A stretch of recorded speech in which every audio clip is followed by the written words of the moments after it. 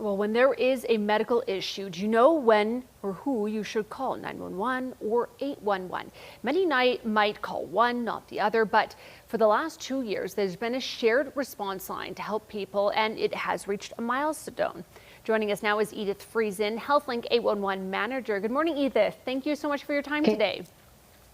Good morning. Thanks for inviting me. So let's talk about this shared response line and its success, first of all.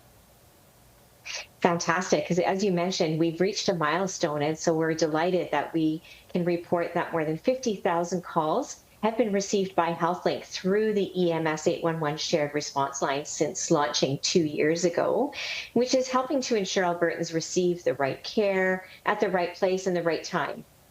Okay, and then let's talk about some of the impacts of that, because, funneling things into the right order, it loosens up other supplies that are needed. So can you talk about what that means for Albertans and how it impacts them?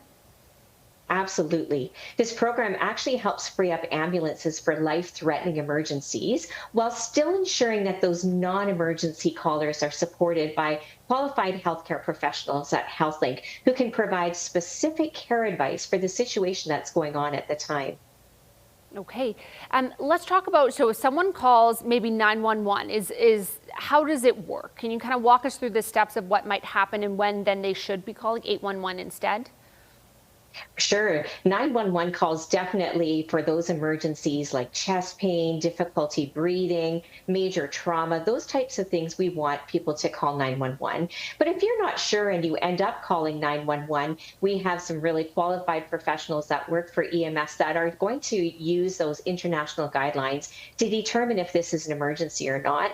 And if not, if it doesn't meet the criteria for that ambulance, then the caller is safely transferred to a registered nurse at HealthLink 811 to talk about those symptoms, which does help avoid those unnecessary ambulance responses and unnecessary visits to an emergency department for our Albertans. Okay, well, Edith, thank you so much for your time and insight this morning. Congratulations on that 50,000 milestone. That is absolutely wonderful. Have a great day. Thank you. You too.